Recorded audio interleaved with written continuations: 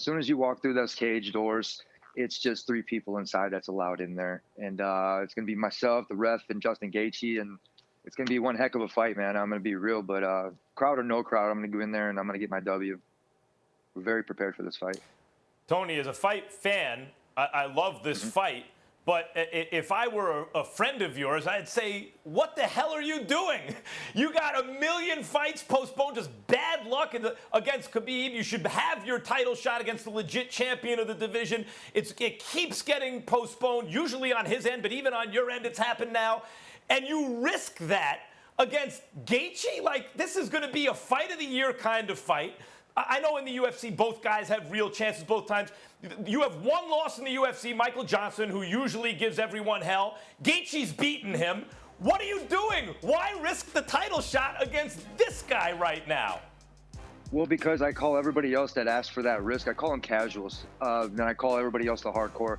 My hardcore fans understand exactly why I'm doing this. I'm an athlete. I'm not going to sit on the shelf. I'm not going to be like Khabib or anybody else. I call him tiramisu, and I call Conor McGregor McNuggets. McNugget Monday, tiramisu Tuesday still stands, but Justin Gaethje is a very game opponent. I love to compete, man. I'm a 3-sport athlete, and my shelf life is awesome. I'm going to be real. I still haven't hit my prime.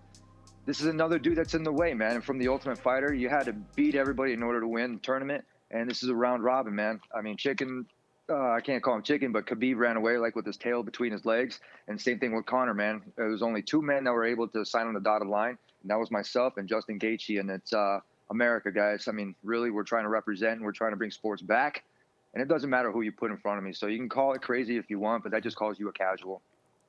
No disrespect. That's where I wanted to go. That's where I wanted to go next, and I really appreciate.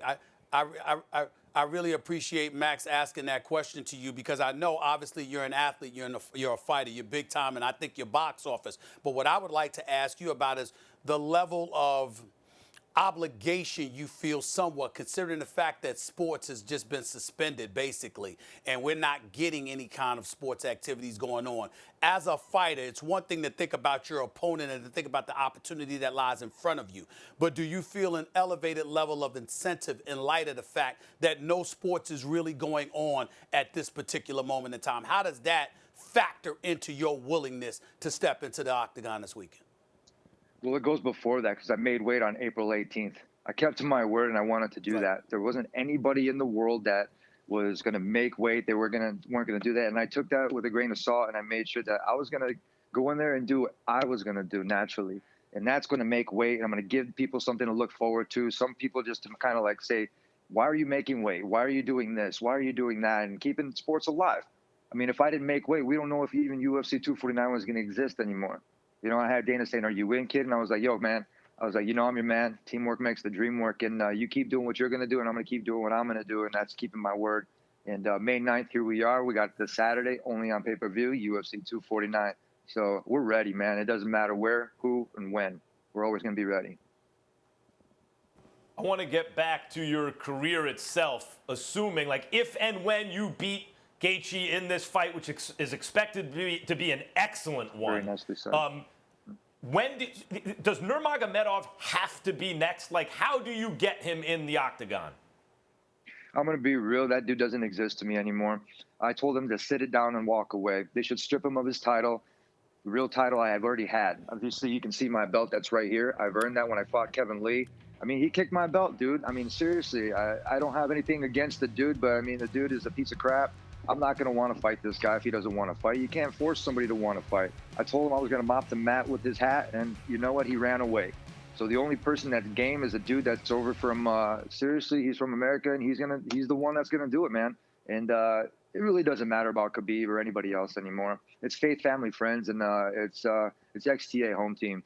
And I'm going to go out there, like I said, and get that W no matter who you put in front of me. It's blades and shades all day. It's clear. It's clear what you feel about Khabib. Tell us what you feel about Conor McGregor. What are your thoughts about him? It's like chicken nuggets. You ever seen chicken nuggets made? It's made of that fake pink stuff, man. I mean, I love chicken nuggets, but I'm going to be real, man. He's fake. You know, he's an athlete when I first met him, but you hang around other people and you just, you know, you don't know how to spend your money. You're a knucklehead out there. That's not somebody I want to compete against. I mean, we were managed by the exact same team. I had to get out of that bad relationship, and now I'm represented by Belangi Group, And these guys are doing work and diligence, man, because they've seen how hard I work. And obviously Conor's a good athlete, but I mean, he's not on the radar, no, man.